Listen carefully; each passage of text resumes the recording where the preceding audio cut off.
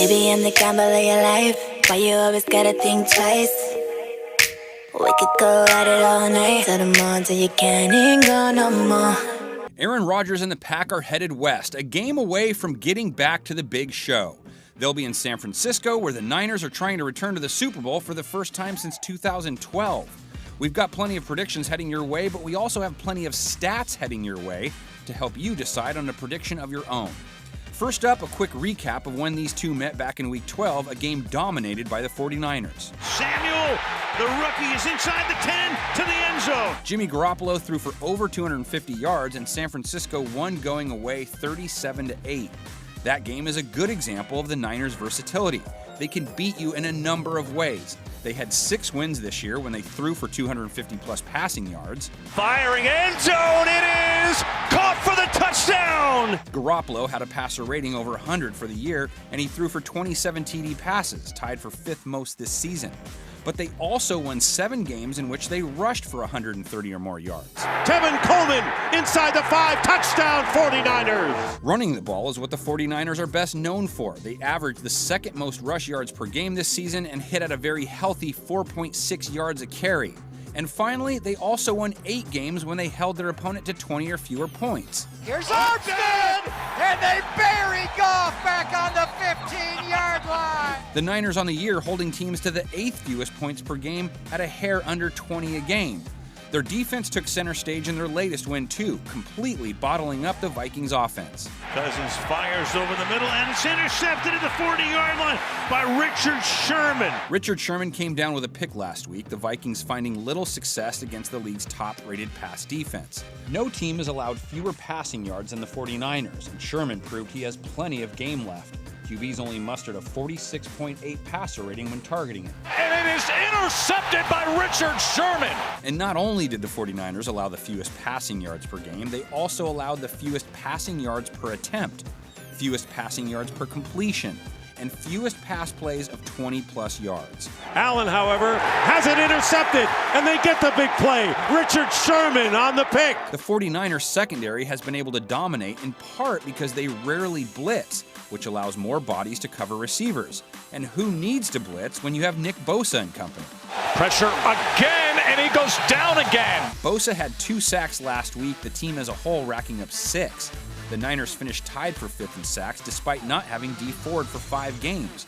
Between Ford, Bosa, Eric Armstead, and DeForest Buckner, you won't find too many front fours better than theirs. They played a big role in their win over Green Bay, too, sacking Rodgers 5 times on the night. Look out! From behind, Armstead is there. Being sacked that many times isn't usually a Packers staple either. Rodgers' line tied for 12th fewest sacks allowed on the year. David Bakhtiari leading the way for a line that ranked 6th best by Pro Football Focus this season. Stops and throws deep down the middle. He's got his man wide open. Allen Lazard, touchdown Green Bay. But despite solid protection, Rodgers and the Green Bay passing attack has sputtered a little bit compared to years past. And their occasional struggles throwing the ball has led to issues on 3rd down. They were just 23rd at moving the chains on the big down, and they were just 1 of 15 in their loss to the 49ers. Rodgers going to go down again at the 18-yard line. That's Nick Bosa. That kind of performance was no fluke by the Niners either.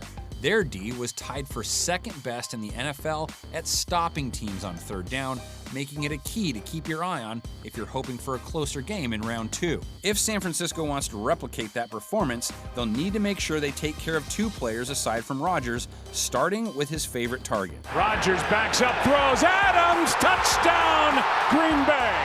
Davante Adams was huge last week and would have put up another 1,000-plus yard season this year, but he missed 4 games. The only issue with Adams, he had 83 receptions. The next wide receiver on the team had just 35. So he was often the only real threat in their passing attack, and that could spell trouble against the Niners secondary. No different than it did the first time around. But there have been plenty of games where all Rodgers needs is Adams. This past week, a perfect example of that. Pass to Adams, what a throw and catch! What a play, what a time for it!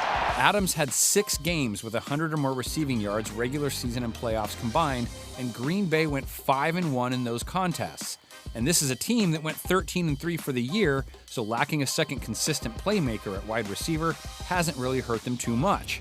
Plus, when Adams isn't the focal point, Green Bay does have one other big-time weapon at their disposal, even if it's a running back. Aaron Jones was second on the team in targets and receptions and third in receiving yards. He's off to the races. Touchdown, Aaron Jones. Oh, what a play! And as good as his hands were, his legs could be the key to the Packers' hopes of making it to the promised land, being that's where the 49ers are a little susceptible on D.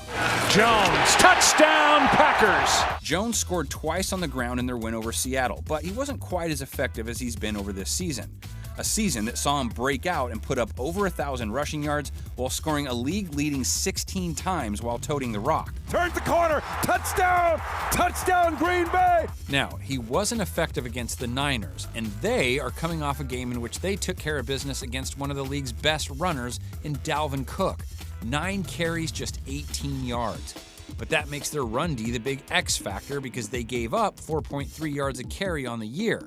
Though, as we pointed out last week, they did face a number of mobile QBs, so that number might be slightly inflated. But Green Bay's rush D was worse. They held their own against Seattle's third-string backs, but for the year, they gave up 4.7 a run, so it wasn't a strength of theirs.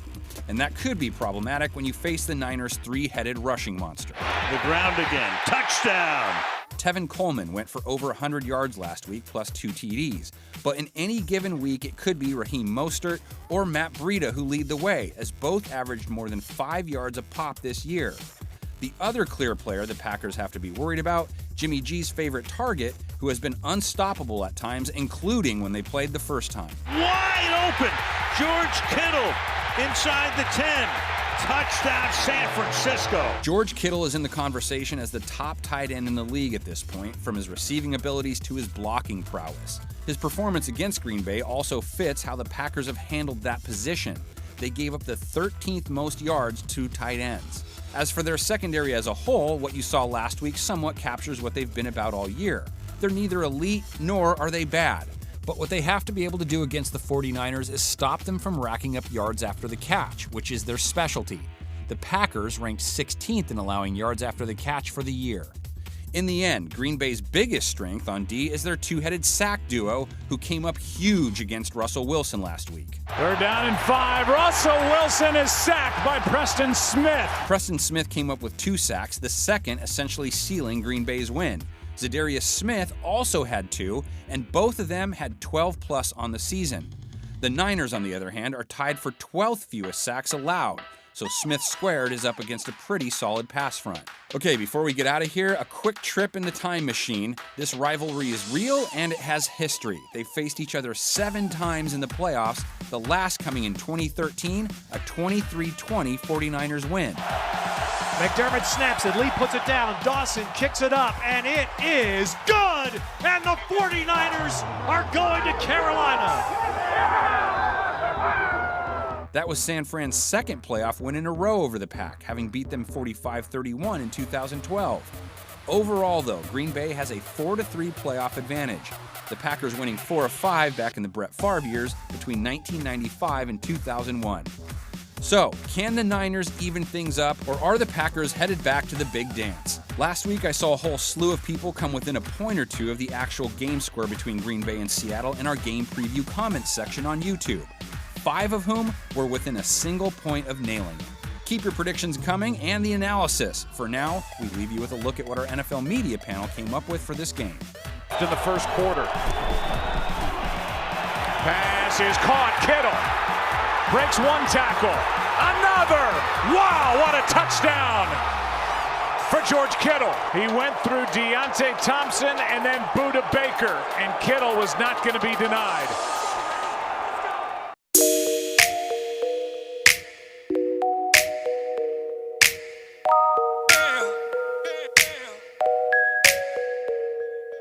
Baby, I'm the gamble of your life. Why you always gotta think twice? We could go at it all night, till the morning till you can't even go no more.